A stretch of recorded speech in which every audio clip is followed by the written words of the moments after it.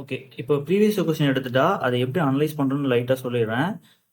இப்போ ஒரு கொஸ்டின் எடுத்துட்டா, அதில வந்து அந்த 3 ஆப்ஷன், 4 ஆப்ஷன் இருக்குன்னா, அதில ஒரு ஆப்ஷன் நீங்க வந்து டிக் பண்றீங்க. அது கரெக்ட்டோ, தப்போ நம்ம பண்ணிடுறோம். மீதி ஆப்ஷன் 3 ஆப்ஷன் இருக்கு. 3 ஆப்ஷன் இருக்கும்ல, அதுக்கும் நம்ம வந்து லைட்டா அதனோட இன்ஃபர்மேஷன் வந்து தெரிஞ்சுக்கணும். ஓகேவா? ஃபார் எக்ஸாம்பிள் ஒரு ஆர்டிக்கிள் இருக்குன்னா, 4 ஆர்டிக்கிள் இருக்குன்னா, ஒரு ஆர்டிக்கிள் தான் ஆன்ஸர்னா, மீதி 3 ஆர்டிக்கிள் முக்கியம்னா, அத பத்தி நம்ம ரீகால் பண்ணிக்கணும். முடிஞ்சா அங்க வந்து அந்த கொஸ்டின்லயே எழுத ஆரம்பிக்கணும். இப்ப நான் இதெல்லாம் எழுதியிருக்கேன்ல, இந்த மாரி எழுத தான் உங்களுக்கு வந்து ஈஸியான பாயிண்ட்ஸ் வந்து நிக்க ஆரம்பிச்சு கான்ஃபிடென்ட் வந்து பில்ட் ஆகும். அதே கஷ்டமான கொஸ்டின் எப்படி பண்ணணும்னா, நம்ம நெட்ல தேடி அதில முக்கியமான பாயிண்ட்ஸ் எடுத்து இங்க எழுத ஆரம்பிக்கணும். அது திருப்பி திருப்பி நம்ம எழுதி பார்க்குறப்போ அது நிக்க ஆரம்பிச்சுரும். ஓகே. ஸோ ஃபர்ஸ்ட் 3 கொஸ்டின் அன்வான்டடா தான் இருந்துச்சு. நான் டைரக்ட்டா 104 கொஸ்டின் எடுத்திருக்கேன். ஓகேவா? ஸோ இதுலருந்து என்ன குடுத்திருந்தாங்கன்னா, வெப்பமண்டல முள் மற்றும் வெப்பமண்டல பாலைவன காடுகள். அதாவது டிராபிக்கல் டெசர்ட் ஃபாரஸ்ட்ட பத்தி குடுத்துருக்காங்க. ஓகேவா? இதுல மெயினா வந்து அந்த நேச்சுரல் ஃபாரஸ்ட்னு ஒரு லெசன் இருக்கும். இயற்கை தாவரங்கள். அதுல வந்து அந்த மலைகள வந்து டிஃபரன்ஷியேட் பண்ணி குடுத்துருப்பாங்க. ஃபர்ஸ்ட் 0 டூ 50 வரைக்கும் இந்த பாலைவன காடுகள் வந்துரும். ஓகேவா? ஸோ அதுக்கடுத்து வந்து அதாவது டெசர்ட் ஃபாரஸ்ட். நெக்ஸ்ட் அடுத்த லெவல் கொஞ்சம் மழை பெய்யுறது வந்து ட்ரை ஃபாரஸ்ட்ன்னு சொல்லுவாங்க. அது வந்து 50லேருந்து 100 சென்டிமீட்டர் மழை பெய்யும். இன்னும் கொஞ்சம் போனா இலையுதிர் காடு. இலையுதிர் காடுல வந்து 100 டூ 100 சென்டிமீட்டர் மழை மழை மழை பெய்யும். ஒரு சில இடத்துல புக்ல வந்து 70 டூ 200 சென்டிமீட்டர் குடுக்குறாங்க. ஓகேவா? நீங்க ஆவரேஜா ஒரு 100 டூ 200 சென்டிமீட்டர் வச்சுக்கங்க, கரெக்ட்டா இருக்கும். ஸோ இதுக்கான இன்னொரு பேர் என்ன? பருவக்காற்று காடுகள். மான்சூன் ஃபாரஸ்ட்ன்னு சொல்லுவாங்க. இது ப்ரீவியஸ் கொஸ்டின் நல்லா பார்த்துங்க. ஓகே. இலையுதிர் காடுகளுக்கு இன்னொரு பேரு பருவக்காற்று காடுகள். அதாவது இங்கிலீஷ்ல வந்து மான்சூன் ஃபாரஸ்ட். நெக்ஸ்ட் லாஸ்ட்டா இருக்கிறது பசுமை மாறா காடுகள். அது எப்பவுமே பசுமையா தான் இருக்கும். ஸோ அப்போ 200 சென்டிமீட்டருக்கு மேல மழை பெய்யும். இந்த மலையில வந்து அப்படியே பொறுத்துகள ப்ரீவியஸ் கொஸ்டின் கேட்டிருக்காங்க. ஓகேவா? ஸோ இந்த கொஸ்டினை பொறுத்தளவு என்ன கேட்டிருக்காங்கன்னா, வெப்பமண்டல முள் பாலைவன காடுகளை பத்தி எது உண்மைன்னு கேட்டிருக்கான். ஃபர்ஸ்ட் வந்து அரை பாலைவன பாலைவனம் தொடர்புடையவை. ஆமா. வெப்பமண்டல பாலைவன காடுகள்னாலே ஆட்டோமேட்டிக்கா பாலைவனம் வரும். அதை வச்சு நம்ம கீவேர்டு வந்து போட்டுக்கலாம். அடுத்து கடலோரத்துல வந்து இருக்குமான்னு கேட்குறாங்க. கடலோரத்துல வந்து பசுமையா தான் இருக்கும். மாங்குரோவ் காடுகள்னு சொல்லுவாங்க. ஜூன் 27 வந்து எம்எஸ்எம்இ டே. ஓகேவா? அதான் கரெக்ட், நோட் பண்ணிக்கங்க. ஸோ அப்போ வந்து கடலோர பகுதியில வந்து பசுமையா தான் இருக்கும். இங்க வந்து பாலைவனம் குடுத்துருக்காங்க. ஸோ நம்ம சிம்பிளா யோசிச்சாவே இதெல்லாம் போட்டுறலாம். ஸோ கூற்று கொஸ்டின்க்கெல்லாம் நீங்க டெக்னிக்கலா தெரிஞ்சு தான் போடணும்ன்ட்டு இல்ல. இப்பல்லாம் இருக்கிற டிஎன்பிஎஸ்சி எக்ஸாம் பொறுத்தளவு நீங்க அந்த கொஸ்டினை எப்படி கரெக்ட்டா யோசிக்கிறீங்க அப்படிதான் செக் பண்றாங்க. ஸோ கடலோரத்துல பாலைவனம் இருக்காது. அதை யோசிச்சாவே நம்ம ஜென்ரலா போட்டுறலாம். அடுத்து வந்து உள் இமயமலையில் காணப்படுகின்றன. இமயமலை பொறுத்தளவு எல்லாமே பசுமையா தான் இருக்கும். அங்க வந்து வறட்சியான பகுதி பாலைவனத்தால கூட காணப்படுறதுக்கு வாய்ப்பே இல்ல. பாலைவனம்னு நம்ம கேள்விப்பட்டா ராஜஸ்தானோட அதுவும் மேற்கு பகுதியில மட்டும் அந்த ஆரவல்லி மலைத்தொடருக்கு பேரலலா தென்மேற்கு பருவக்காற்று வந்து போகும். அதனால என்ன ஆகும்னா, மழை வந்து அந்த அந்த காத்த வந்து மறைக்காது. ஸோ அதனால பேரலலா கிராஸ் பண்ணி போயிரும். அதனால அங்க மழை பெய்யாது. ராஜஸ்தானோட மேற்கு பகுதியில. மத்தபடி உள் இமயமலைங்கிறது இந்த சைடு வரும். நம்ம படிப்போம்ல, இமயமலையில 3ஆ பிரிச்சிருப்பாங்க. மேற்கு இமயமலை, கிழக்கு இமயமலை, மத்திய இமயமலை. 3ஆ படிப்போம் நம்ம 10th புக்ல. அந்த மத்திய இமயமலை 3ஆ பிரிச்சிருப்பாங்க மறுபடியும். ஓகேவா? இமாத்ரி, இமாச்சல், வெளி இமயமலைன்னு சொல்லிட்டு. ஸோ இங்க எல்லாமே வந்து பசுமையா தான் இருக்கும். அதான் நான் கீழ குடுத்துருக்கேன். இந்த மாரி தான் படிக்கணும், லிங்க் பண்ணிட்டு. அப்ப உள் இமயமலை வந்து இமாத்ரிங்கிறாங்க. அதான் இருக்குறதுலயே பெருசு. அப்ப ஹிமாத்ரி, ஹிமாச்சல், சிவாலிக். ஓகே. இங்க எல்லாமே பசுமையான காடுகள் தான் காணப்படும். பாலைவனம் காணப்படுறதுக்கு வாய்ப்பே கிடையாது. ஓகேவா? நெக்ஸ்ட் கொஸ்டின் வந்து பத்மஸ்ரீ அவார்ட்ஸ் பத்தி கேட்டிருந்தாங்க. ஸோ இந்த டைமும் கேட்கறக்கு வாய்ப்பு இருக்கு. தமிழ்நாட்டுக்கு மெயினா பார்த்துக்குங்க. ஓகேவா? தமிழ்நாட்ட பொறுத்தளவு 13 அவார்ட் குடுத்திருந்தாங்க. 11 பத்மஸ்ரீ, 2 வந்து பத்ம பூஷன் குடுத்திருந்தாங்க. பத்ம விபூஷன் வந்து யாருக்கும் குடுக்கல. ஸோ நம்ம மெயினா நீங்க எல்லாமே படிக்கணும். பத்ம பூஷன் அதிகமா கேட்கறக்கு வாய்ப்பு இருக்கு. ஓகேவா? மயிலைநாதன் சமூக சேவைக்கு சோசியல் சர்வீஸ்க்காகவும், பழனிசாமி வந்து மெடிசன் சம்மந்தமாவும் குடுத்திருந்தாங்க. இது 2 பத்ம பூஷன். அதே பத்மஸ்ரீ வந்து 11 பேருக்கு. அதுல மோஸ்ட்லி வந்து ஆர்ட் தான் வரும், கலைக்கு. வித்தியாசமா இருக்கிறத மட்டும் நம்ம பார்த்துக்கலாம். ஓகேவா? ஸோ மருத்துவம் வந்து ஹண்டே. HANDE. ஓகேவா? அதான் அது. நெக்ஸ்ட் வந்து நடேசன். இந்த 2 பேத்துக்கு வந்து மருத்துவம். ஹண்டே நடேசன். சண்டே வந்து நடைப்பயணம் போனால் நல்லா ஹெல்த்தியாக இருக்கலாம்னு அமைச்சுக்கங்க. ஓகேவா? ஹண்டே நடேசன், சண்டே நடைப்பயணம். நெக்ஸ்ட் வந்து சயின்ஸுக்கு வந்து ராமசாமி காமகோடி. காமகோடி நீங்கள் நிறைய கேள்விப்பட்டிருப்பீங்க. ஐஐடியோட அந்த சிஇஓ, அந்த ஹெட் வந்து அவர் பேர் தான் காமகோடி. அது ரொம்ப முக்கியம் அவர். அதுக்கப்புறம் ராமசாமி. நெக்ஸ்ட்டு சோசியல் சர்வீஸ்க்கு வந்து விஜயகுமார். இது சாரி, பப்ளிக் சர்வீஸ் வீரப்பனை பிடிச்சவர் இவர். அவருக்காக கொடுத்துருக்காங்க. ஓகே, அது வந்து பப்ளிக் சர்வீஸ். நெக்ஸ்ட்டு இலக்கியமுக்கு வந்து லிட்ரேச்சருக்கு வந்து சிவசங்கரி. மீதி ஆர்ட், மீதி இருக்கிற எல்லாமே ஆர்ட்ஸில் வரும். ஸோ இது மட்டும் தெரியும். முடிஞ்சால் மற்ற பேரும் படித்து வச்சுக்கங்க. ஸோ கண்டிப்பாக அவார்டில் இதில் கேட்குறக்கு வாய்ப்பு இருக்குது. அவார்டை பொறுத்தளவு நீங்கள் இன்னும் எக்ஸ்ட்ரா என்னென்ன ரெஃபர் பண்ணுங்கன்னா, அப்போ இது சார்ந்து படிக்கணும்னா நோபல் ப்ரைஸ் பார்க்கணும், சாகித்ய அகாடமி, அதுக்கப்புறம் ஞானபீட அவார்டு அதெல்லாம் எதுவும் கொடுத்துருக்காங்களான்னு பார்க்கணும். நான் சாகித்ய அகாடமி, ஞானபீட விருது இதிலே சொல்லிடுறேன், ரீசெண்டாக வந்தது. நீங்கள் மெயினாக நோபல் ப்ரைஸ் ரெஃபர் பண்ணிக்கிங்க, அதிகமாக கேட்குறக்கு வாய்ப்பு இருக்குது. ஸோ அந்த எக்ஸ்ட்ரா அவார்ட்ஸ் என்னென்னா, சாகித்ய அகாடமி இப்போ 2025 தமிழ் சிறுகதையின் தடங்கள்னு சொல்லிட்டு தமிழ் செல்வன் கொடுத்துருந்தாங்க. அது ரொம்ப முக்கியம். அதுக்கப்புறம் 2024 யார் கொடுத்துருந்தாங்கன்னா வஉசி அண்ட் திருநெல்வேலி எழுச்சி. வஉசியும் திருநெல்வேலி எழுச்சியும் அந்த புக்கை கொடுத்துருந்தாங்க. அது யாருக்குன்னா ஏஆர் வெங்கடாச்சலபதி, அவருக்கு தான் கொடுத்துருந்தாங்க. திருநெல்வேலி எழுச்சியும் வஉசியும். ஸோ அதை தனியாக பார்த்துக்கலாம், சாகித்ய அகாடமி. அது இல்லாமல் நீங்கள் ஸ்கூல் புக்கில் இருக்கிற தமிழ் ஸ்கூல் புக்கில் இருக்கிற சாகித்ய அகாடமி மட்டும் பார்க்கணும். அது முடிஞ்சால் நான் வீடியோ மாதிரி போடுறேன், ஓகேவா? நீங்களும் ரெஃபர் பண்ணுங்க அதை. நெக்ஸ்ட் ஞானபீட விருது. இது வந்து இப்போ 60th வந்து கொடுத்துருந்தாங்க. யாருக்குன்னா வைரமுத்து அவர்களுக்கு. இதுக்கு முன்னாடி வந்து வினோத்குமார் சுக்லா அவருக்கு தான் கொடுத்துருந்தாங்க. அதான் விகேஎஸ்ன்னு போட்டிருப்போம், விகேசின்னு வச்சுக்கோங்க, வினோத்குமார் சுக்லா. அடுத்த முக்கியமானவனா தகைசால் அவார்டு 2021 ஸ்டார்ட் பண்ணியிருப்பாங்க. இப்போ லாஸ்ட்டாக கொடுத்தது வந்து காதிர் மொய்தீன் 2025. அதே மாதிரி கோட்டை அமீர் வந்து கலீமுல்லா. இவ்வளோ தான் முக்கியமான அவார்ட்ஸு. இது இல்லாமல் நீங்கள் நோபல் ப்ரைஸ் மட்டும் பார்த்துக்குங்க. அதே மாதிரி இந்த திருவள்ளுவர் டே அவார்டு, அதாவது ஜனவரி மந்தில் கொடுப்பாங்க. பாரதிதாசன் அவார்டு, பாரதியார் அவார்டு, அண்ணா அவார்டு, காமராஜர் அவார்டு, பெரியார் அவார்டுலாம், ஓகேவா? அதுக்கு வந்து நம்ம ஷார்ட்ஸ்லேயும் இருக்கும். அதே மாதிரி இந்த தமிழரசு மேகசின் வீடியோ போட்டப்போ அந்த எண்ட்லேயும் அதே மாதிரி ஷார்ட்கட்டோடய இருக்குது. கண்டிப்பாக கம்மி எக்ஸாமில் கேட்க வாய்ப்பு இருக்குது, நல்லா பார்த்துக்குங்க, ஓகேவா? அதுலேருந்தோ இல்லை இதுலேருந்தோ அவார்ட்ஸில் ஒரு கொஷின் வந்துடும், கண்டிப்பாக பார்த்துக்குங்க. அதில் மெயினாக வந்து சிந்தனை செல்வன் அவார்டு வந்து கொடுத்துருந்தாங்க அம்பேத்கருக்கு. அந்த மாதிரி எல்லாத்தையுமே பார்த்துக்குங்க, அதில் கண்டிப்பாக கேட்குறதுக்கு அதிகமாக வாய்ப்பு இருக்குது. ஓகே, இது வந்து அவ்வளோதான். நெக்ஸ்ட் வந்து ட்ரைன் ஆஃப் வெல்த் தியரி, செல்வச்சுண்டல் கோட்பாடுன்னு சொல்லுவாங்க. இது யார் மெயினாக வந்து கொண்டு வந்திருப்பாங்கன்னா தாதாபாய் நவ்ரோஜி தான் இந்த கான்செப்ட் வந்து எக்ஸ்ப்ளோர் பண்ணியிருப்பாங்க, அதாவது வெளிக்காட்டியிருப்பார். என்ன பண்ணியிருப்பாங்கன்னா, பிரிட்டிஷ் வந்து அவங்களோட நாட்டுக்கு நிறையா பொருட்களை திருடிட்டு போவாங்க, ஆனால் திருப்பி வந்து இங்கே ரிட்டன் வராது, ஓகே? அதை வந்து இவர் கண்டுபிடிச்சி சொல்கிறாரு, அது மாதிரி ஞாபகம் வச்சுக்கோங்க போதும். ஆனால் இவர் வந்து எந்த கான்செப்டை டிபெண்ட் பண்ணி அதை வந்து கிரியேட் பண்ணியிருப்பாருன்னா, ஆடம் ஸ்மித் வந்து 1776 அப்போவே வந்து நாடுகளின் செல்வம், வெல்த் ஆஃப் நேஷன் ஒரு புக் எழுதியிருப்பார். அதில் ஒரு தியரி அடிப்படையாக கொண்டு தான் இவர் வந்து ட்ரைன் ஆஃப் வெல்த் தியரி வந்து கிரியேட் பண்ணியிருப்பார். அப்போ வந்து இவர் மட்டும் இல்லாமல் இன்னொருத்தர் முக்கியமாக வந்து அதை பற்றி பேசியிருப்பார், அதாவது பிரிட்டிஷோட செல்வச்சுரண்டல் கோட்பாட்டை பற்றி. அவர் பேர் வந்து தீன்சா வாச்சா, ஓகேவா? ஸோ இவர் தான் அந்த புக்கு பேர் உங்களுக்கே தெரியும் நினைக்கிற, தாதாபாய் நவ்ரோஜி எழுதின புக் வந்து poverty and an British rule in India 1901 முடியும் அந்த இதில், அந்த பேரில். இவ்வளோதான். ஸோ இந்த கொஸ்டின் வந்து செல்வச்சுரண்டல் கோட்பாடுனால ஏழ்மை பஞ்சம் வந்து ஏற்பட்டிருக்கும், அது கரெக்டு தான். பொருளாதார வளர்ச்சி தேக்கம், எக்கனாமி வந்து டெவலப்மெண்ட் வந்து டவுன் ஆகுது, அதுவும் கரெக்டு தான். டிக்ரீஸ் டேக்ஸ் பர்டனுங்கிறாங்க, வரி சுமை வந்து கம்மியாகலை, இதனால் அதிகம் தான் இருக்கும். ஸோ இதெல்லாம் நீங்கள் படிக்கணுன்ட்டு இல்லை, 2 வார்த்தை வந்து பாசிட்டிவாக இருக்குது ஃபஸ்ட் ரெண்டும், 3வது வந்து நெகட்டிவாக இருக்குது. ஸோ அது ஆன்சர் ஆகிறதுக்கு அதிக வாய்ப்பு இருக்குது, நம்ம சிம்பிளாக யோசிச்சாவே போட்டுடலாம். அடுத்து சம்பு கடவுள் பற்றி கொடுத்துருக்காங்க. இது வந்து எப்படின்னா, சும்மா அந்த பாட்டில் சம்போ சிவ சம்போன்னு வரும், ஸோ அதை வச்சு நம்ம யோசிச்சாவே சிவன் போட்டு போயிடலாம்.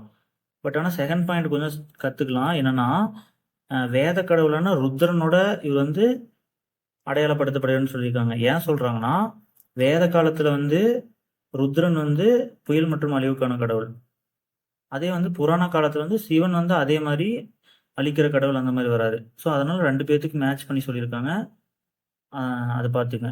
இது நம்ம பார்க்குறப்போ பேசிக்காக இதை அடிக்கடி கேட்குறது, ஆனால் ஈஸி தான். புதுசாக படிக்கிறீங்க இதை ஞாபகம் வச்சுங்க. அது ஷார்ட்கட் எல்லாத்துக்கும் தெரியும்னு நினைக்கிறேன்.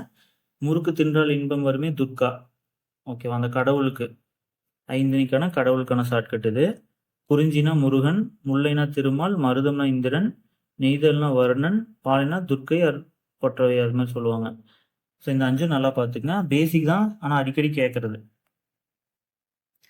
பிரம்மானா ஆக்கும் கடவுள், நம்மளுக்கே அது தெரியும். நெக்ஸ்ட் 109 கொஸ்டினை பொறுத்தளவு இது 2 டைம் இதே கொஸ்டின் ஆப்ஷன் மாறாமல் கேட்டிருக்காங்க, அதனால் எடுத்து வச்சுருக்கேன். ஹிஸ்ட்ரி பொறுத்தளவு நம்ம டீப்பாக போய் படிக்க முடியாது டைமுக்கு. பட் இந்த மாதிரி ரிப்பீட்டட் கொஸ்டின் நம்ம நிற்க வச்சுக்கலாம். ஸோ இது வந்து அக்பரோட காலத்தில் நடந்தது. அக்பர் வந்து கிட்டத்தட்ட 50 இயர்ஸ் வந்து ஆட்சி செஞ்சிருப்பாரு. 1556 ஸ்டார்ட் பண்ணி 1605 வரைக்கும் 50 வருஷம் இருப்பார். அதில் ஸ்டார்டிங்லேயே அது நடந்திருக்கும். ஃபஸ்ட்டு 60ல் பைரம் கான் வந்து வீழ்ச்சி. ஓகே, 61 எதுவும் இருக்காது. 62னா 2 எழுத்து வருதா, அப்போ போர்.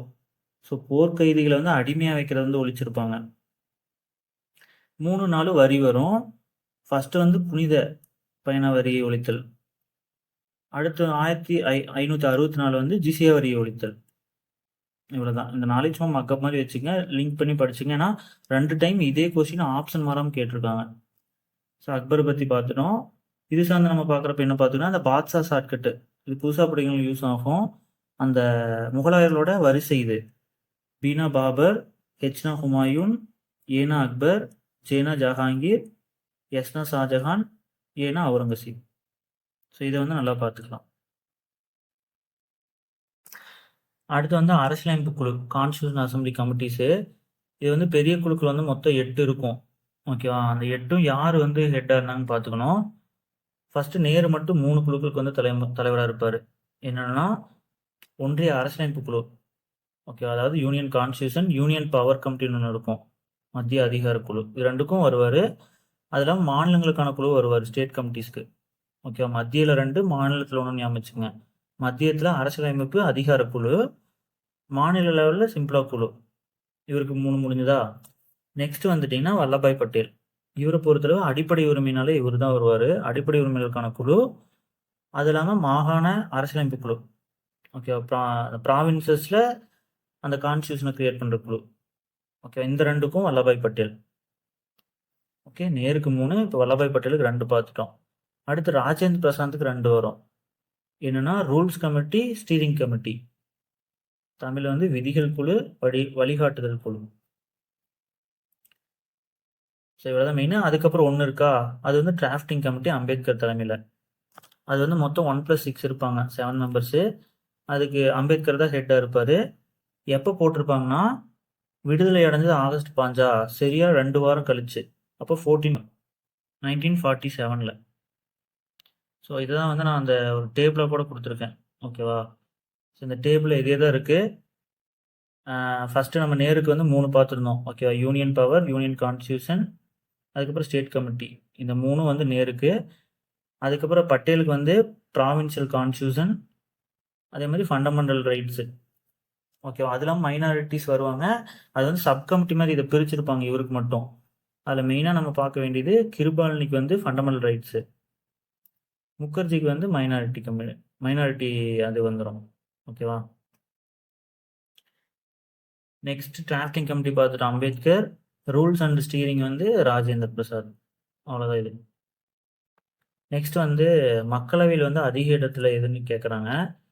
நம்ம ஆக்சுவலி டாப்பில் இருக்கிறத இவங்க கொடுக்கல, சென்ட்ரல்லேருந்து எடுத்திருக்காங்க. ஸோ டாப்பில் நம்ம மெயினாக பார்த்துக்கலாம்.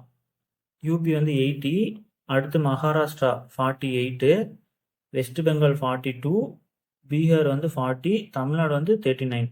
தமிழ்நாடு வந்து 5th பிளேஸில் இருக்குது. ஓகேவா, நம்மளுக்கு மேலே 4 ஸ்டேட் வந்து இருக்குது. எல்லாமே நார்த் சைடு தான் வரும்.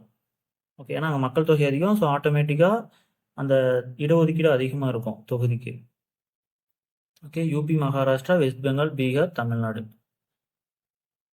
ஸோ இது சார்ந்து நம்ம என்ன பார்த்துக்கலாம்னா, இப்போ ரீசெண்டாக தமிழ்நாட்டில் எலெக்ஷன் நடந்துச்சா, ஸோ எங்கெல்லாம் எலெக்ஷன் நடந்துச்சோ அதுக்கான ஸ்டேட் லெவலில் தொகுதிகள் பார்த்துக்கலாம்.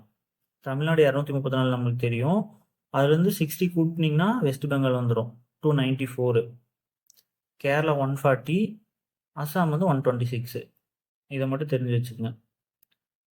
டீலிமிட்டேஷன் கமிட்டி உங்களுக்கே தெரியும், 1952, 62, 72, 2002 அதெல்லாம் வந்திருக்கும். ஓகே, ஃபஸ்ட்டு ஆக்ட் மாதிரி போட்டு அதுக்கான ஆணையமும் அடுத்த வருஷம் அந்த மாதிரி போடுவாங்க. ஸோ அதை லைட்டாக தெரிஞ்சுங்க. 52, 62, 72 அப்படியே லைனாக வரும். அதுக்கப்புறம் 2002. நெக்ஸ்ட் வந்து கூட்டு கூட்டம், ஜாயின்ட் சிட்டிங்கு. இப்போ லோக்சபாவுக்கும் ராஜ்யசபாவுக்கும் ஒரு முரண்பாடு ஏற்படுது, ஒரு பில்லு வேணான்னு சொல்லி முடிவு பண்ணுறாங்க. அந்த மாதிரி வந்துடுறப்போ இப்படி வந்து கூட்டு கூட்டம் வைப்பாங்க. அதுக்கு யார் வந்து கால் பண்ணுவாங்க, சம்மன் யார் அழைப்பாங்கன்னா பிரசிடென்ட்டு. ஆனால் தலைமை தாங்கிறது யாருன்னா ஸ்பீக்கர். இது அடிக்கடி கேட்டிருக்காங்க.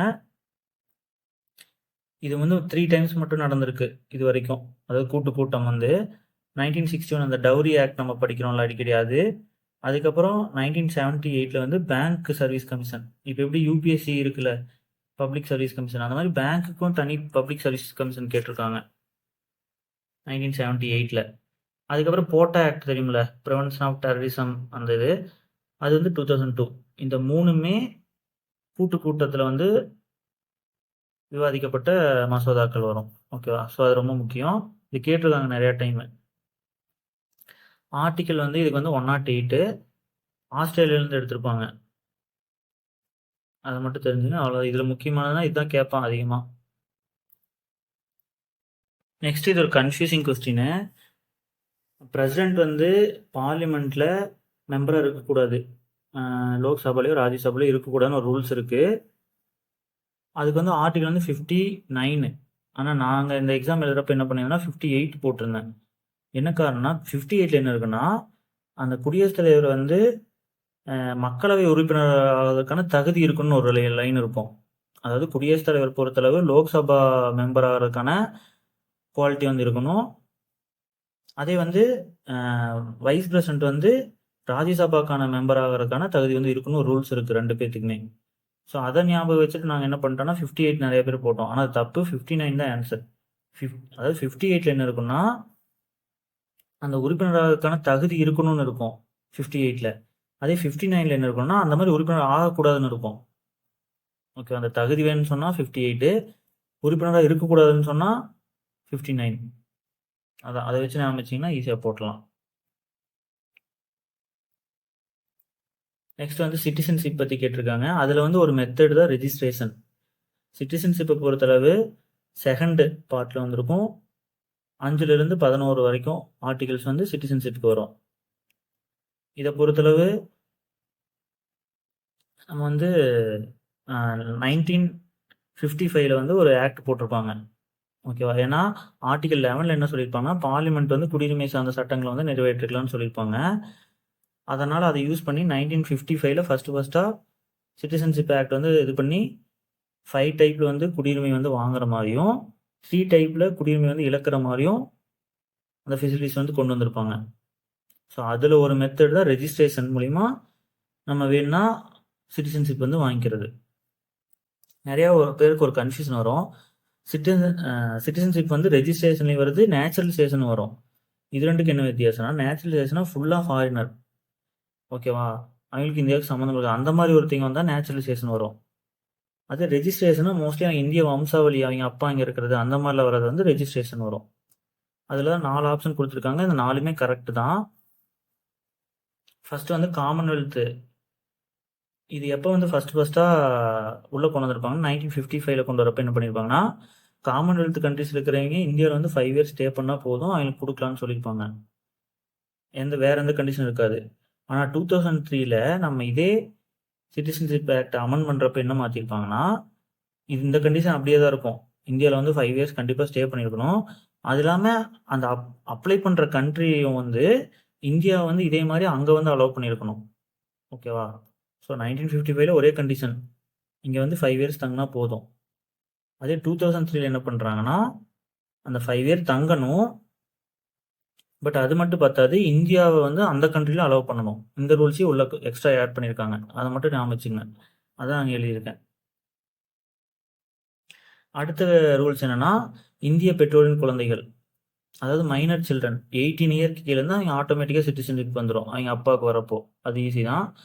அதுக்கப்புறம் சப்போஸ் இந்தியன் சிட்டிசன்ஸ் வந்து மேரேஜ் பண்ணிட்டு வந்தாங்கன்னா அவங்களுக்கு சிட்டிசன் வாங்குறதுக்கு வந்து 7 இயர்ஸாவது இங்கே ஸ்டே பண்ணியிருக்கணும். அடுத்து வந்து பீப்புள் ஆஃப் பிஐஓன்னு படிப்போம்ல, அவங்களும் வந்து 7+ இயர்ஸ் வந்து இங்கே ஸ்டே பண்ணாதான் அவங்களுக்கு வந்து கிடைக்கும். பிஐஓ நம்மளுக்கே தெரியும், அந்த சிட்டிசன்ஷிப்போட ஒரு டைப் தான். அதாவது வெளிநாட்டில் போய் செட்டில் ஆயிடுவாங்களே இந்தியர்கள், அவங்க பேர் தான் பிஐஓன்னு சொல்லுவாங்க. ஸோ அந்த மெத்தட் வந்து எப்போ கொண்டு வந்து 1999 கொண்டு வந்திருப்பாங்க. ஓகேவா? அதுக்கப்புறம் ஓசிஏ வந்துருக்கு 2003-5 ரெண்டையும் வந்து 2015 மெர்ஜ் பண்ணியிருப்பாங்க. ஓகேவா? அதுவும் கேட்பாங்க, அதை பார்த்துக்கலாம். இது ஆல்ரெடி சொன்னேன், வெளிநாட்டில் வந்து நேச்சுரலைசேஷன் மூலிமா பண்ணிக்கலாம். அவங்க வந்து ஃபாரினர் வந்து நேச்சுரலைசேஷனில் வந்து கிட்டத்தட்ட 12 இயர்ஸ் ஸ்டே பண்ணணும். அது எப்படி பிரிச்சிருப்பாங்கன்னா 11+1 பிரிப்பாங்க. 11 இயர்ஸ் வந்து ஸ்டே பண்ணியிருக்கணும், அப்ளை பண்ணி மறுபடியும் 1 இயர் இருக்கணும். ஸோ மொத்தம் 12 இயர்ஸு. இந்த 12 இயர்ஸை எதுக்குள்ளே கம்ப்ளீட் பண்ணியிருக்கணும்னா 14 இயர்ஸ்க்குள்ளே. ஓகேவா? அது 14 இயர்ஸ் தாண்டக்கூடாது. இட் மீன்ஸ் என்னென்னா 2 இயர்ஸ் அவங்க வேணால் வெளிநாட்டுக்கு எங்கேயோ போயிட்டு வந்துக்கலாம்.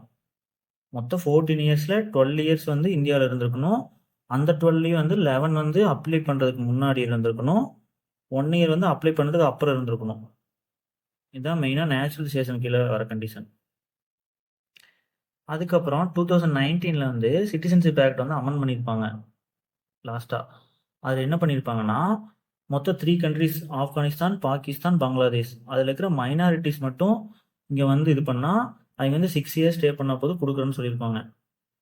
அது எப்படி பிரிச்சிருப்பாங்கன்னா 5+1, அதாவது அப்ளை பண்ணுறதுக்கு முன்னாடி 5 இயர்ஸு, அதுக்கப்புறம் 1 இயர்ஸ் ஸ்டே பண்ணியிருக்கணும் அப்படின்னு தான் அவங்களுக்கு வந்து கொடுத்துருப்பாங்க. ஆனால் இதில் என்ன பிரச்சனை இருந்துச்சுன்னா, முஸ்லீம் வந்து அலோவ் பண்ணல, அவங்க வந்து அங்கே வந்து மைனாரிட்டின்னு சொல்லி ரிஜெக்ட் பண்ணாங்க. ஸோ அது கொஞ்சம் பெரிய பிரச்சனையாக போச்சு. ஓகே, நெக்ஸ்ட்டு ஜஸ்டிஸ் பார்ட்டி பற்றி ஒரு கொஸ்டின் கேட்டிருக்காங்க. இது கண்டிப்பாக ஒரு கொஸ்டின் எக்ஸ்பெக்ட் பண்ணலாம். ஓகே, நான் ஓவரால் ஒரு ஹிஸ்ட்ரி மாதிரி சொல்லிடுறேன், எப்படி வந்து அது எவால்யூட் ஆகி வருது, எப்படி வந்து அதனோட வரலாறு இருக்குன்னு. ஜஸ்டிஸ் பார்ட்டினாவே நம்ம டக்குன்னு ஞாபகம் வேண்டியது 1909 பிராமணர் இல்லாத ஒரு இயக்கம், ஓகே, நான் பிராமின் மூமெண்ட் அந்த மாதிரி ஒன்று ஸ்டார்ட் பண்ணியிருப்பாங்க.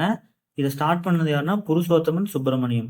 இது அடிக்கடி கேட்குறாங்க, ஞாபகம் வச்சுக்கோங்க. ஓகே, நெக்ஸ்ட் வந்து 1912 நடேசன் அவர்லாம் என்ன பண்ணியிருப்பாங்கன்னா சென்னை திராவிட சங்கம், அதாவது சென்னை ஐக்கிய கழகம், மெட்ராஸ் யூனியன் லீகு, இது எல்லாமே ஒன்று தான், எல்லாமே 1912 தான் ஸ்டார்ட் பண்ணியிருப்பாங்க. அதுக்கப்புறம் தான் என்ன பண்ணியிருப்பாங்கன்னா 1916 சில்ஃபு சிஃபா அப்படின்னு 2 அமைப்பு வந்திருக்கும். சவுத் இந்தியன் லிபரல் ஃபெடரேஷன், அது நம்மளுக்கே தெரியும். அது இல்லாமல் SIFA, South Indian people association. SIFA SILF நம்மளுக்கே தெரியும், இந்த அரசியல் ரீதியில் பண்ணுறது. சிஃபா எதுக்காக உருவாக்கியிருப்பாங்கன்னா, அந்த புக்கெல்லாம் அச்சடிக்கிறாங்களா அதனோட ஒர்க்கெல்லாம் அது பார்த்துட்டு இருப்பாங்க. மெயினாக 3 புக்கு இருக்கும் நீதி கட்சிக்கு. ஃபஸ்ட்டு ஜஸ்டிஸு, அதுக்கப்புறம் திராவிடன், ஆந்திர பிரகாசிகா. இதில் ஜஸ்டிஸாக ரொம்ப ஃபேமஸ் ஆகிருக்கும், அதனால தான் அதையே வந்து பேராக வச்சுருப்பாங்க ஜஸ்டிஸ் பார்ட்டின்னு சொல்லிட்டு. அது வந்து டிஎம் நாயர் தான் அதை வந்து மெயினாக உருவாக்கியிருப்பார். அந்த நியூஸ் பேப்பர் உருவாக்குனது டிஎம் நாயர், அவனோட எடிட்டர் இருப்பார். இப்போ என்ன பண்ணுறாங்கன்னா 1917 இப்போ ஜஸ்டிஸ் பார்ட்டி, அந்த ஜஸ்டிஸுங்கிற மேகசின் வந்து நல்லா ஃபேமஸ் ஆகுதா, ஸோ அந்த பேர் வைக்கலான்னு சொல்லிட்டு இந்த சில்ஃபி சிஃபா எல்லாத்தையும் மெர்ஜ் பண்ணிட்டு 1917 ஜஸ்டிஸ் பார்ட்டி வந்து ஸ்டார்ட் பண்ணியிருப்பாங்க. இதுதான் இதனோட ஹிஸ்ட்ரி. இவங்க வந்து கிட்டத்தட்ட அதுக்கப்புறம் 1920 அவங்களுக்கு ஒரு வாய்ப்பு கிடைக்கும் எலெக்ஷனில் நிற்கிறதுக்கு. அப்போ வந்து ஆட்சி அமைச்சு கிட்டத்தட்ட 13 இயர்ஸ் வந்து ஆட்சி அமைச்சிருப்பாங்க. அதில் நிறைய செஞ்சுருப்பாங்க, அதை பற்றி இதில் கொடுத்துருக்காங்க. ஃபஸ்ட்டு சிஎம் வந்து சுப்பராயல் வந்திருப்பார் 1920. லாஸ்ட்டில் வந்து ரெட்டி. இதுவும் அந்த ஆர்டர் கேட்பான், அதனால் பார்த்துக்கலாம். ஸோ இதில் வந்து ஃபஸ்ட்டு நம்ம பார்த்துட்டோம், இந்தியாவில் பிராமணர் அல்லாத இயக்கங்களுக்கு அடித்தளமிட்டது. ஸோ இதுதான் ஃபஸ்ட்டாக வந்திருக்கும், அது ஃபஸ்ட்டு ஆப்ஷன் கரெக்டு. பணியாளர் தேர்வு வாரியம் 2 இருக்கும். பொது பணியாளர் ஃபஸ்ட்டு பணியாளர் தேர்வு வாரியம், அதுக்கப்புறம் பொது பணியாளர் ஆணையம் இருக்கும். ஜஸ்டிஸ் பார்ட்டியோடது 1924-29 வந்திருக்கும். நெக்ஸ்ட் தேர்ட் பாயிண்ட் வந்து நீதி கட்சி இந்தியா முழுவதும் தன்னாட்சி இயக்கத்தை முன்மொழிந்ததுன்னு இருக்கு.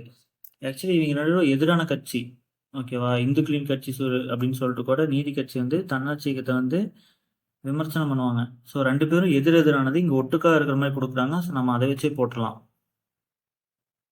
நீதி கட்சி இந்து மத ஒழிப்பு சட்டத்தை அறிமுகப்படுத்தியது, அதெல்லாம் இல்லை, அது தப்பு. சரி, அது கரெக்டு தான். இந்து மத ஒழிப்பு சட்டம்னா இங்கிலீஷில் பாருங்கள், அதுக்கு தான் இங்கிலீஷில் படிக்கணுங்கிறது. Justice Party introduce Hindu religious endowment act, அதுலேயும் ஒரு இந்து அறநிலை சட்டம்னு வரும்.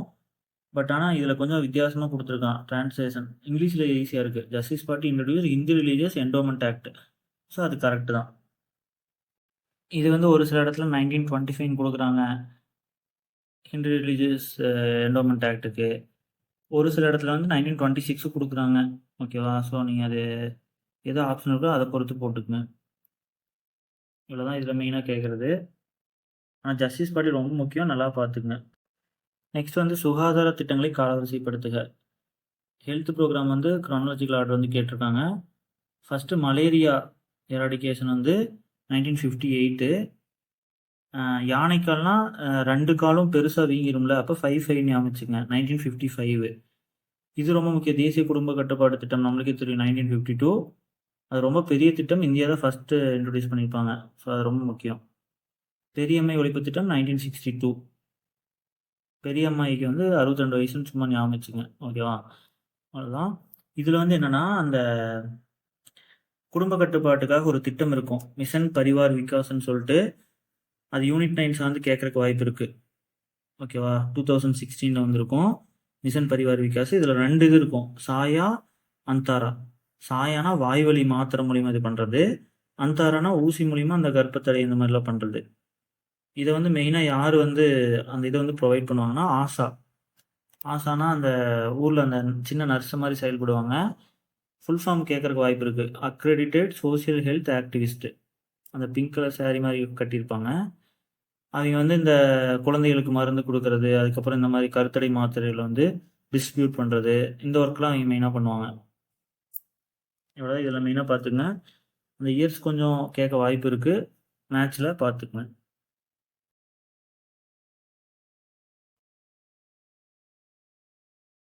நெக்ஸ்ட்டு சென்ட்ரல் கவர்மெண்ட்டோட ஸ்கீம்ஸ் நம்ம கொடுத்துருக்காங்க. ICDS, integrated child development service. இது ஸ்கீம் வரக்கூடாது, நிறைய டைம் கன்ஃபியூஸ் பண்ணி கேட்டிருக்காங்க, பார்த்துங்க. ஃபுல் ஃபார்மில் சர்வீஸ் வரணும். இது மெயினாக 6 இயர்ஸுக்கு கீழே இருக்கிற குழந்தைகள் மற்றும் அந்த பாலூட்டும் தாய்மார்கள், கர்ப்பிணி பெண்களாக இருப்பாங்களே, அவங்களுக்கு வந்து தேவையான ஊட்டச்சத்தை கொடுக்கறதுக்கான திட்டம் தான் ஐசிடிஎஸ். இந்த அங்கன்வாடியை செயல்படுத்துறது, இந்த மாதிரி ஒர்க்கெல்லாம். என்யூஎல்எம்னா நேஷ்னல் அர்பன் லைவ்லிஹுட் மிஷன். இது 2 இருக்குது, என்ஆர்எல்எம் இருக்குது, என்யூஎல்எம் இருக்குது.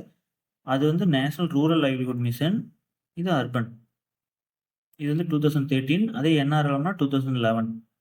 இதை நல்லா பார்த்துக்கணும். நெக்ஸ்ட்டு ஹெச்ஆர்ஐடிஏஒய். இந்த ஸ்கீம் வந்து சும்மா அந்த ஹெரிட்டேஜ் சைட்ஸ்க்காக, அது லைட்டாக மட்டும் பார்த்துங்க. என்எஸ்ஏபி முக்கியம், நேஷ்னல் சோசியலைசேஷன் ப்ரோக்ராம். இது வந்து 1995 வந்திருக்கும். ஸ்டார்டிங்கில் வந்து இதுக்கு எதுக்காக கொண்டு வந்திருப்பாங்கன்னா, ஓஏபின்னு சொல்லுவாங்க, இந்த வயதானவர்களுக்கு வந்து பென்ஷன் கொடுக்கறது, அது இது பண்ணியிருப்பாங்க. நெக்ஸ்ட்டு இந்திரா காந்தி பேரை வந்து இதுக்கு வச்சுருப்பாங்க. அண்ட் லேட்டர் வந்து எக்ஸ்டெண்ட் பண்ணியிருப்பாங்க விடோஸ்க்கும் பிடபிள்யூடிக்கும். ஓகேவா? விதவைகளுக்கும் மாற்றுத்திறனாளிகளுக்கும் பின்னாடி தான் எக்ஸ்டெண்ட் பண்ணியிருப்பாங்க. ஃபஸ்ட்டு வந்து முதியோருக்கு மட்டும்தான் வந்திருக்கும். ஓகேவா? மொத்தத்தில் இதெல்லாம் எல்லாத்துக்குமே இது கொடுக்குறது இந்த ஸ்கீம் கீழே வருது. சென்ட்ரல் லெவலில், ஸ்டேட் லெவலில் எவ்வளோ அமௌண்ட்டு நம்ம தெரிஞ்சுக்கணும். மாற்றுத்திறனாளிகளுக்கு, அதுக்கப்புறம் வந்து திருநங்கைகளுக்கு, இவங்களுக்குலாம் மட்டும் 1500 வரும். மீதி எல்லாத்துக்கும் 1200 தான். அது மட்டும் தெரிஞ்சுக்கங்க. அதுக்கப்புறம் இது அடிக்கடி கன்ஃபியூஸ் ஆகிக்கும். யுனிவர்சல் இம்யூனைசேஷன் ப்ரோக்ராம்னா 1985. அதை நம்ம பார்த்துருக்கோம். 12 வகையான நோய்களுக்கு வந்து தடுப்பூசி கொடுக்கறது. அதே என்எஸ்ஏபினா 1995. ஓகே, இது கன்ஃபியூசிங் பாயிண்ட். இந்த 2 இயரும் நோட் பண்ணி வச்சுக்கோங்க. நெக்ஸ்ட் இந்த கொஸ்டின் வந்து ஃபினான்ஸ் கமிஷன் அண்டு இது பற்றி கொடுத்துருக்காங்க, கிராண்ட்டை பற்றி. கிராண்ட்டை பொறுத்தளவு, அதாவது மானியத்துக்கு 2 ஆர்டிகல் இருக்குது. ஒன்று 275, இன்னொன்று 282. 275னா அந்த சென்ட்ரல் கவர்மெண்ட் எல்லா ஸ்டேட்டுக்கும் ஈக்குவலாக பிரித்து கொடுக்குறது, எந்த ஸ்டேட்டுக்கு எவ்வளோ தேவைன்னு பிரித்து கொடுக்கும். அதை டிசைட் பண்ணுறது யாருன்னா ஃபினான்ஸ் கமிஷன். இதை பற்றி நம்ம சிஏல பார்த்தோம். ஃபினான்ஸ் கமிஷன் இப்போ 16th ஃபினான்ஸ் கமிஷனை பற்றி பார்த்துருந்தோம். அவங்க ரெக்கமெண்டேஷன் வந்து 41% வந்து சென்ட்ரல் வந்து ஸ்டேட்டுக்கு வந்து டேக்ஸை கொடுக்கணும். ஸோ அது வந்து இந்த ஆர்டிக்கல் கீழே தான் வருது, 275. இன்னொன்று வந்து விருப்ப மானியம், டிஸ்கிரிஷனரி கிராண்ட்ஸ்னு ஒன்று இருக்கும். அது வந்து ஒரு பர்டிகுலர் ஸ்டேட்டுக்கு மட்டும் ஒரு குறிப்பிட்ட திட்டம் செயல்படுத்தணும்னா அங்கே அதுக்காக கொடுக்குறதான் டிஸ்கிரிஷனரி கிராண்ட். 282. இது சார்ந்து பார்க்குறப்ப ஃபினான்ஸ் கமிஷன் நம்மளுக்கு தெரியும். ஃபஸ்ட்டு ஃபினான்ஸ் கமிஷனுக்கு வந்து ஹெட் ஏன்னா நியோக்கி நியாயமாக இருந்தார், அதனால் ஃபஸ்ட்டு போட்டாங்க ஞாபகம் வச்சுக்கலாம். ஆனா இந்த திட்டம் அதாவது finance commission first finance commission எப்போ இருந்து எப்போ வரைக்கும் நடைமுறையில் இருக்குன்னா 1952லேருந்து 57 வரைக்கும். 51ல போடுவாங்க. ஆனா இங்க ரெக்கமெண்டேஷன் குடுத்து நடைமுறைக்கு வர்றது வந்து 52 to 57. நெக்ஸ்ட் தமிழ்நாட்டோட வளர்ச்சிய பத்தி குடுத்துருக்காங்க. இப்ப வந்து இது வந்து ஆக்சுவலி எல்லாமே கரெக்ட் தான். ஆப்ஷன் தப்பா இருக்கு. 1, 2, 3 எல்லாமே கரெக்ட் தான். ஏன்னா தமிழ்நாடு வந்து மொத்தம் இந்தியாவோட பாப்புலேஷன்ல 6% இருக்கும். ரேங்க் வந்து 6த். இது ஸ்கூல் புக்லயே இருக்கும். ஸோ அது வந்து கரெக்ட் தான். அதே மாரி நம்மளோட பெர் கேபிட்டா இன்கம் வந்து அதாவது தனிநபர் வருமானம் வந்து இந்தியாவோட 1.7 மடங்கு கிட்டத்தட்ட அதிகமா இருக்கும். ஓகேவா? அதே மாரி இப்ப ரீசென்ட்டா எக்கனாமிக் சர்வே படி ரியல் ஜிடிபி வந்து 11.11 அந்த மாரி வரும். அதே நாமினல் ஜிடிபினா 16. நெக்ஸ்ட் நிதி ஆயோக் பத்தி எது உண்மைன்னு கேட்குறாங்க. இது வந்து கொள்கையை திணிக்கும் அதிகாரம். இம்போஸ் பாலிசின்னு கேட்குறாங்க. அது தப்பு. அவங்க ஜஸ்ட் பாலிசி ஃபார்மேஷனுக்கு ஹெல்ப் பண்ணுவாங்க. அவ்வளோதான் அட்வைசரி பாடி மாரி. அவங்களா போய் பாலிசி உருவாக்குறது, இல்ல ஃபோர்ஸ் பண்றதெல்லாம் பண்ண முடியாது. அதே மாரி ஃபண்ட் அலோகேஷனும் அது வராது. ஓகேவா? 2மே அதுக்கு வராது நிதி ஆயோக்க்கு. அதுக்கப்புறம் வந்து policies are formed and then states are consulted. இவங்க என்ன பண்ணுவாங்கன்னா, ஒரு பாலிசி உருவாக்கி ஸ்டேட் இது பண்ணி ஓகேனா மட்டும் அதை செயல்படுத்துவாங்க. இதுதான் மெயின் அப்ஜெக்டிவ். இதுக்கு முன்னாடி எப்படி இருந்துச்சுன்னா, பிளானிங் கமிஷன் வந்து பிளான் பண்ணும். அத வந்து என்டிசில தனியா வச்சு டிஸ்கஸ் பண்ணுவாங்க. பட் எல்லாத்தையும் மெர்ஜ் பண்ணி தான் இப்ப நிதி ஆயோக் மட்டும் இருக்கு. 2015 ஜான் 1ல இருந்து. இவங்களோட மெயின் 2 கான்செப்ட் என்ன? போட்டி கூட்டாட்சி, கூட்டுறவு கூட்டாட்சி. அதாவது காம்படிட்டிவ் ஃபெடரலிசம். அதுக்கப்புறம் கூட்டு கூட்டாட்சி, கோஆப்பரேட்டிவ் ஃபெடரலிசம். ஓகேவா? காம்படிட்டிவ் ஃபெடரலிசம், கோஆப்பரேட்டிவ் ஃபெடரலிசம் இந்த 2 தான் இவங்களோட மெயின் எய்ம். ஸோ இப்போ வந்து ரீசென்ட்டா வந்து சிஏல வந்து குடுத்திருந்தாங்க. 11th கவர்னர் கவுன்சிலிங் மீட்டிங் வந்து நடந்துச்சு. கவர்னிங் கவுன்சில் மீட் அப்படின்னு சொல்லிட்டு புதுடில்லியில. புது சிஎம் கூட போய் அதில பார்ட்டிசிபேட் பண்ணியிருந்தாரு. ஸோ இது சார்ந்து நம்ம என்ன பார்த்துக்கணும்னா, இதில வந்து கவர்னர் வந்து வரமாட்டாங்க. அவனோட மெம்பர்ஸ்ல வந்து எல்லா ஸ்டேட்டோட சிஎம் வந்து பார்ட்டிசிபேட் பண்ணுவாங்க. அதே மாரி யூனியன் டெரிட்டரியில இருக்கிற லெஃப்டினன்ட் கவர்னர்ஸு, அது சிஎம்ஸ் பார்ட்டிசிபேட் பண்ணுவாங்க. கவர்னர் வந்து அதில பார்ட்டிசிபேட்டே பண்ண மாட்டாங்க. ஓகேவா? இதோட காம்போசிஷன் அதாவது உறுப்பினர் எண்ணிக்கை எப்படி இருக்குன்னா, கிட்டத்தட்ட 5 முழு நேர உறுப்பினர்கள் இருப்பாங்க. 2 பகுதி நேர உறுப்பினர்கள், 4 வந்து எக்ஸ் அஃபிஷியோ மெம்பர்ஸ்ன்னு சொல்லுவாங்க. அவங்க யாருன்னா முக்கியமான அந்த மினிஸ்டர்ஸ் இருப்பாங்க. அவங்கலாம் அதில இருப்பாங்க 4 மினிஸ்டர்ஸ். இது கண்டிப்பா படிச்சுக்கணும். 7 பில்லர்ஸ் ஸ்கூல் புக்லயே இருக்கு. ஃபர்ஸ்ட் எல்லாமே பில முடியும். Bro people, bro activity, participation. அதுக்கப்புறம் ஈல 2 வரும். Empowering, equality. Next inclusive for all, transparency. இத மட்டும் கொஞ்சம் பார்த்துக்கங்க. நெக்ஸ்ட் வந்து எல்பிஜி பத்தி குடுத்துருக்காங்க. Liberalisation, privatisation, globalisation. 1991ல ரொம்ப இந்தியாவோட பொருளாதாரம் வந்து மந்த நிலைக்கு போகுது. அப்ப பிரைம் மினிஸ்டர் இருந்த நரசிம்ம ராவும், மன்மோகன் சிங் ஃபினான்ஸ் மினிஸ்டர் இருந்திருப்பாரு. எல்லாரும் சேர்ந்து உருவாக்குனது தான் எல்பிஜி. ஓகேவா? இதில என்ன பண்ணியிருப்பாங்கன்னா, நெறையா ரெஸ்ட்ரிக்ஷன் வந்து இருந்திருக்கும் வெளிநாட்டிலேருந்து வர்றதுக்கு. அத ஃபுல்லா வந்து குறைச்சிருப்பாங்க. மெயினா எம்ஆர்டிபின்னு ஒரு ஆக்ட் இருக்கும். மோனோபோலிஸ் ரெஸ்ட்ரிக்டிவ் ட்ரேட் பிராக்டிஸ்ன்னு சொல்லிட்டு 1969ல வந்திருக்கும். அதனோட பண்ப வந்து குறைச்சிருப்பாங்க. அதாவது லைசென்ஸ் எல்லாம் ஈஸியா குடுக்க ஆரம்பிச்சிருப்பாங்க. இந்த எம்ஆர்டிபிய பொறுத்தளவு எப்போ ஒழிச்சிருப்பாங்கன்னா, 2002ல வந்து காம்படிஷன் ஆக்ட் காம்படிஷன் ஆக்ட்ன்னு வந்திருக்கும் 2002ல. அதன்படி சுத்தமா எம்ஆர்டிபி வந்து ரிமூவ் பண்ணியிருப்பாங்க. ஆனா, அந்த காம்படிட்டிவ் கமிஷன் வந்து ஒரு அமைப்பா மாறுறதுக்கு வந்து 2009ஆ இருக்கும். அது கொஞ்சம் பார்த்துக்கணும். ஸோ நெக்ஸ்ட் வந்து 1991ல நரசிம்மராவ், மன்மோகன் சிங்லாம் வராங்க. இதெல்லாம் பார்த்துட்டோம். இது அவ்வளோதான். இந்த அளவுக்கு இது படிச்சுக்கலாம். அடுத்து வந்து ஒரு பைசா தமிழன் அயோத்திதாசர் பத்தி குடுத்துருக்காங்க. அவரோட புக்கு 1907ல வந்து அந்த மேகசின் ஸ்டார்ட் பண்றாரு. ஃபர்ஸ்ட் வீக்லியா ஸ்டார்ட் பண்ணியிருப்பாரு. அடுத்த வருஷமே அதனோட பேர் வந்து தமிழன்னு சொல்லி மாத்திட்டு, டெய்லியா வந்து குடுக்குறாரு. 1908ல. அவர் வந்து 1914 இறந்துருவாரு. அது வரைக்கும் இத வந்து கன்டின்யூ பண்ணியிருப்பாரு. நெக்ஸ்ட்டு ஒவ்வொன்னும் இது தனித்தனி பாயிண்ட்டா குடுத்துருக்காங்க. ஸோ நம்ம ப்ராடா தெரிஞ்சா இது ஈஸியா போடலாம். அடுத்து செராம்பூர் மத பரப்பளவில் இந்தியாவிற்கு வந்து 2வதுன்னு சொல்றாங்க. இவங்க தான் ஃபர்ஸ்ட்டு நற்செய்தி மறைப்பணியாளர்கள். அது எவாங்கிலிக்கல் அப்படின்னு சொல்றாங்க. எவாங்கிலிக்கல் பாப்டிஸ்ட். ஓகேவா? அதே சீகன்பால்க்கு இதே மாரி ஒண்ணு வரும். அது வந்து புரொட்டஸ்டன்ட் மத பரப்பாளர்கள்ன்னு சொல்லுவாங்க. அது கேட்டா சீகன்பால்கு. 1706ல வந்திருப்பாரு. அந்த 14-15 கூட பைபிள்லாம் பிரிண்ட் பண்ணியிருப்பார்ல, அவர் தான் சீகன் பால்கு. அயோத்திதாசரை பொறுத்தளவு இன்னும் ஒண்ணு முக்கியமா பார்த்துக்கங்க. அத்வைதானந்த சபான்னு சொல்லிட்டு 1876ல ஸ்டார்ட் பண்ணியிருப்பாரு. அது ரொம்ப முக்கியம். அடுத்து ரத்னமாய் மத்யாயன சபா. இது வந்து பார்சிகளோட முக்கியமான அமைப்பு. 1851ல வந்திருக்கும். இந்த கொஸ்டினை பொறுத்தளவு மாடசாமி. இவர் வந்து அந்த வாஞ்சிநாதன் கொல்றப்ப அங்க ஹெல்ப் பண்ணியிருப்பாரு. வ.உ.சி.யோட வலது கரம்னு இவர் வந்து சொல்லுவாங்க. அது ஆஸ் படுகொலை 1911 ஜூன் 17 அப்போ அது நடந்திருக்கும். அப்போ வந்து இவரு அங்க இருந்திருப்பாரு. அந்த அளவுக்கு தெரிஞ்சுட்டா போதும். இவர் வந்து வ.உ.சி.யின் வலது கை பாத்திரம் ஜெர்மனிக்கு தப்பிச் செல்றாரு. ஒத்துழையாமை இயக்கத்துல இருக்க மாட்டாரு. இவர் இருக்கிற காலத்துல வந்து அந்த சுதேசி இயக்கம்லாம் நடந்திருக்கும். அது வந்தா வேணா வாய்ப்பு இருந்திருக்கு. இது ரொம்ப நாளுக்கு அப்புறம் அவர் இருந்திருக்க வாய்ப்பு இல்ல. ஸோ அதை வச்சு நம்ம யோசிச்சு போட்டுக்கலாம். ஒத்துழையாமை இயக்கம் வந்து வராது. அவர் பேர்ல என்ன ஃபேமஸோ அதில் தான் மோஸ்ட்லி பார்ட்டிசிபேட் பண்ணியிருப்பாங்க. 138 ரொம்ப வேணாம். அது டெம்பரரியா கேட்குற கொஸ்டின் தான். ஒரு டைம் கேட்குற கொஸ்டின்ஸ் தான். மோஸ்ட்லி கேட்கறதுக்கு வாய்ப்பு கம்மி. 90% உங்களுக்கு ஓகேனா மார்க்அப் மாதிரி படிச்சு வச்சுக்கங்க. அதுக்கப்புறம் அரேஞ்ச் த ஃபாலோவிங். இது வந்து நம்ம அந்த ஹைரார்க்கி வந்து இந்த ஷார்ட்ஸில் போட்டிருக்கோம். பார்க்காதீங்க பார்த்துங்க. அது ரொம்ப யூஸ்ஃபுல்லாக இருக்கும். எல்லாமே கவர் ஆயிரும். இதில் என்ன கொடுத்துருக்காங்கன்னா ஃபஸ்ட்டு ராஜராஜ சோழன் 1 அது நம்மளுக்கு தெரியும். நெக்ஸ்ட்டு குலோத்துங்கன் 1. அதாவது குலோத்துங்கன் 1க்கு 2க்கு நடுவில் விக்ரம சோழன் வருவார். அது ஞாபகம் வச்சிங்கன்னா இந்த 4மே போட்டுடலாம். இந்த சோழ பேரரசை வந்து ஸ்டார்ட் பண்ணி வைக்கிறது யாருன்னா 850ல வந்து விஜயாலய சோழன் ஸ்டார்ட் பண்ணியிருப்பாரு. முடிவு வந்து ராஜேந்திர சோழன் 3. அதோட முடிஞ்சது 1279ல முடிஞ்சிருக்கும். இதில் நெக்ஸ்ட் வந்து குப்த பேரரசை பற்றி அந்த மேட்ச் கொடுத்துருக்காங்க. இதுவும் நிறையா கேட்கக்கூடிய கொஸ்டின் தான். என்னன்னா மகாதண்டநாயகனா அது வந்து தலைமை நீதிபதி இல்லைன்னா இராணுவம் சார்ந்து வரும். அது தண்ட பாசிக்கானா காவல்துறை. மகா சந்திக்கிரகானா வெளியுறவுத்துறை. மகாக்ஷபதலிகா அது வந்து பதிவு காப்பாளர். திருக்குறளை பொறுத்தளவு நீங்கள் என்ன பண்ணீங்கன்னா புது புக்கு படிக்கிற இன்ட்ரெஸ்ட் இருந்தால் புது புக்கு மட்டும் படிங்க. 6 to 12 டெய்லி 10 குறள் அந்த மாதிரி படிச்சிருந்தீங்கனாலே போதும். அதுலேருந்து தான் மோஸ்ட்லி கேட்குறாங்க. ஜஸ்ட்டு அந்த அதுவும் வந்து பொருள் தெரிஞ்சால் போதும். அந்த குறள்லாம் மனப்பாடம் பண்ண தேவையில்லை. அதுக்கான மீனிங் கொடுத்தா என்னன்னு தெரியணும். இது வந்து என்ன குறள்னா தேரான் தெளிவும் தெளிந்தான் கண் ஐயரும் தீராடம்பை தரும். அதாவது முன்னாடியே ஒரு விஷயத்தை வந்து ஆராய்ந்து ஸ்டார்ட் பண்ணணும். அதை ஸ்டார்ட் பண்ணதுக்கப்புறம் அதை பற்றி யோசிச்சுட்டு இருக்கக்கூடாது. கரெக்டாக முடிச்சிடணும்.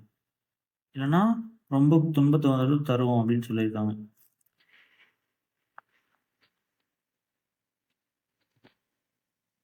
அடுத்தும் குறள் தான்.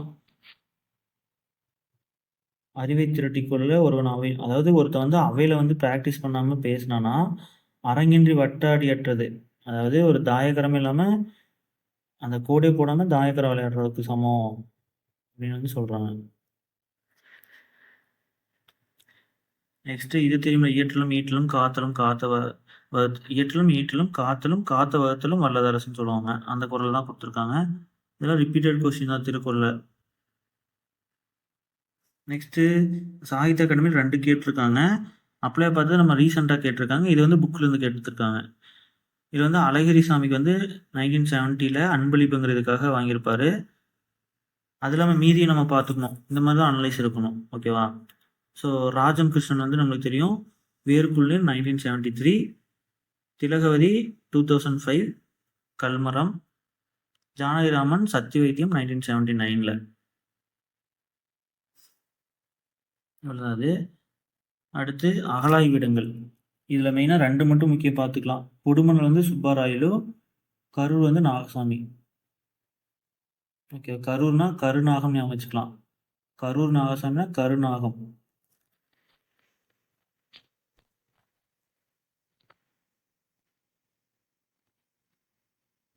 நெக்ஸ்ட் வந்து பாரம்பரிய ஆற்றல் வளங்கள். இது பாரம்பரிய ஆற்றல் வளங்கள்னா கன்வென்ஷனல் எனர்ஜின்னு சொல்லுவாங்க. இது வந்து பாரம்பரியமாக வந்துட்டே இருக்கிறது. புதுசாக வந்தால் அது அப்படியே ஆப்போசிட்டு. ஓகேவா? ஸோ இந்தியா வந்து இப்போவுமே நம்ம நிறையா வந்து என்னதான் வந்தாலும் நிலக்கரி தான் அதிகம் சார்ந்திருக்கும். கிட்டத்தட்ட 50%க்கு. இது வந்து அடுத்து இது என்ன சொல்லியிருக்குன்னா அந்த நிலக்கரியோட தரத்தை பொறுத்து பிரிப்பாங்களே. ஃபஸ்ட்டு ஆந்திரசைட் வரும். அதுக்கப்புறம் பிட்மினஸு, லிக்னைட்டு, பீட்டு. அந்த ஆர்டர் தெரியாதுன்னா பேசிக்காக படிக்கணும்னா நல்லா நிற்க வச்சுங்க. Anthracite, bituminous, lignite, peat. Next வந்து லேக் மேட்ச்னு கொடுத்துருக்காங்க. இதில் மெயினாக அந்த 2 இது பார்த்துக்கலாம். கொல்லேர் லேக் வந்து ஆந்திரா சைடு வரும். லோக்டக் வந்து இது மிதக்கும் நேஷ்னல் பார்க்குன்னு சொல்லுவாங்க. கெய்புல் லாம்ஜோ நேஷ்னல் பார்க்கு இது வந்து மிதக்கும். அதே மாதிரி இப்போ ரீசெண்டாக எத்தனாவது நேஷ்னல் பார்க் வந்துன்னா 107 சிம்லிபால், ஒடிசா. இது ஆல்ரெடி ப்ரீவியஸ் கொஸ்டினில் கேட்டிருக்காங்க. எத்தனை இதுனா 106ன்னு கேட்டிருந்தாங்க. இது வந்து 107 வந்து கொடுத்துருக்காங்க.